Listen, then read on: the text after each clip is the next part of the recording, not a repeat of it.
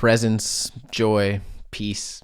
As maybe strange as it sounds on the surface, one of the practices that has helped bear that good fruit has been getting better about time management.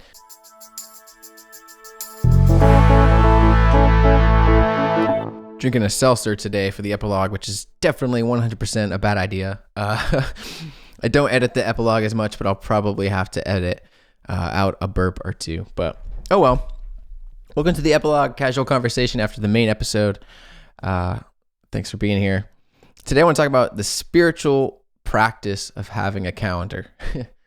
So here's what I mean by this. We talked in the main episode about creating timelines for our big stories that we're adventuring toward. But this is more about time management. And again, something I haven't been super great at in the past, but gradually kind of building that muscle over the last year or so. So when I think about spiritual practices, that I learn about, that I try to practice myself, the fruits of these things often are things like presence, joy, peace, a sense of calm, a sense of well-being, a sense of direction and meaning and vibrance in life.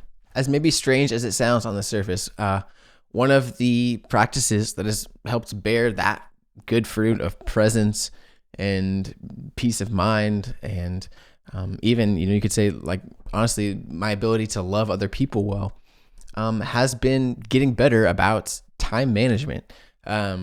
Because in the past, I've really struggled with staying present while I'm doing any one given task because of that gnawing sense that I could or I should have been doing this other thing, or I should have gotten that done today and I didn't, so now I've got to cram it in. And, the two big ones for me are time with my family and creative projects, creative fulfillment. And when I haven't managed my time well, when I'm with my family, there's some part of me that's thinking about the song I got to finish, or I just can't help but kind of daydream about projects I'm working on, and I'm not as fully present as I want to be. And then when I'm out working on music, working on this podcast, whatever it is, I'm I miss my family. I feel guilty. I'm taking time away from them to do something that's selfish. So as I've gotten better about time management, I use a software called ClickUp, which is free. It's sort of overkill for one person, but it's a super customizable app. It's really, really great. I'm loving it for productivity, for time management. And then I use that to kind of track personal podcasts, music projects, music lessons. I manage it all with this software.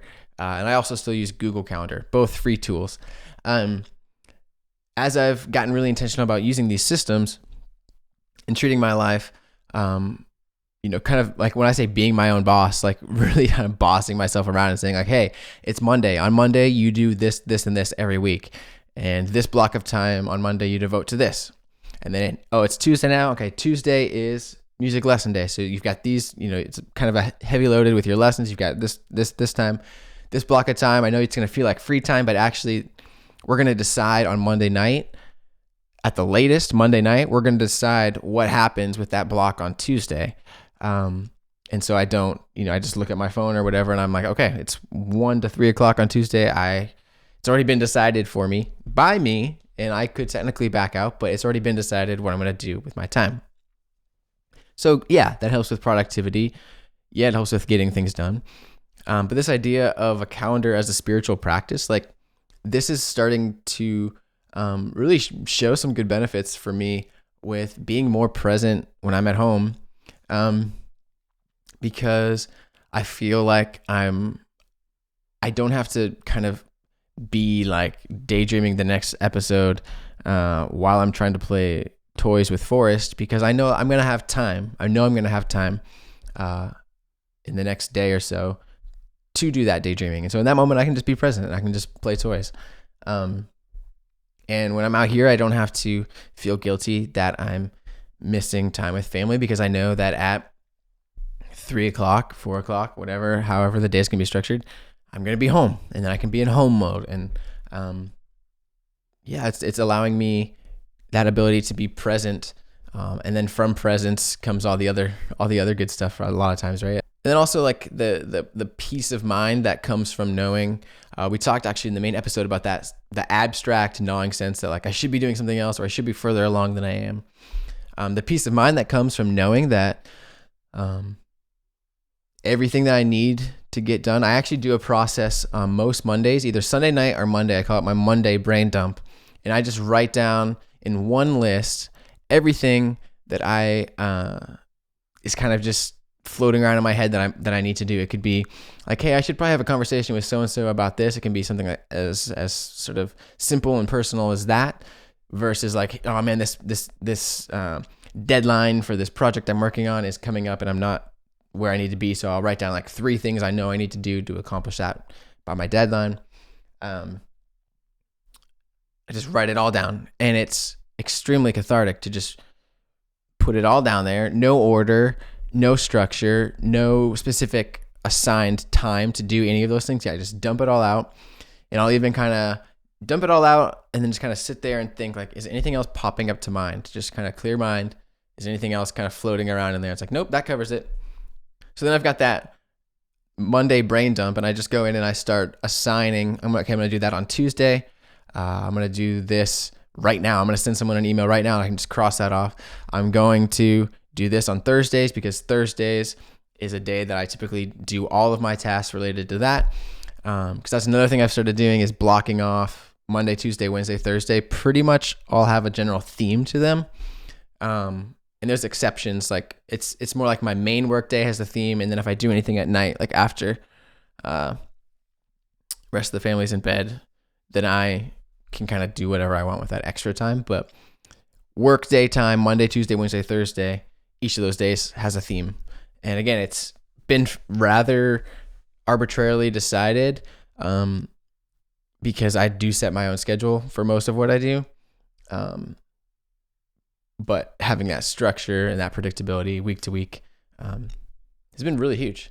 So I would just say, if you are, feeling like you could use a little bit more of like being present, a little bit more peace of mind, a little bit more sense that you're doing something, meaningful with your time, and accomplishing what you would like to accomplish, while staying present and while staying peaceful and while being able to, experience joy in the present.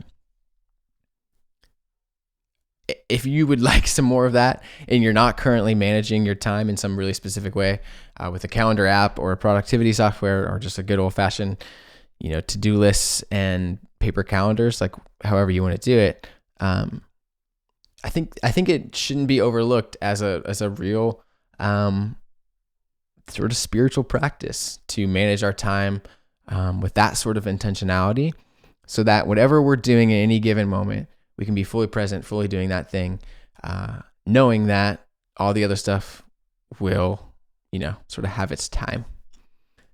Because I think it's so easy to never be present in any given environment, because we're always thinking about the other environments, the other things that are floating around in our head, the countless things we have to do. And if we can get better about blocking our time, it's going to lead to these things that we sort of relegate to like the spiritual fruits, can sometimes come from those really practical systems and habits that we can develop. So that's my thought on that spiritual practice of having a good calendar. Let me know if you have, be curious to know, like in the comments, if you have any productivity systems that you're currently using, that you've used in the past, things that work, things that don't work for you.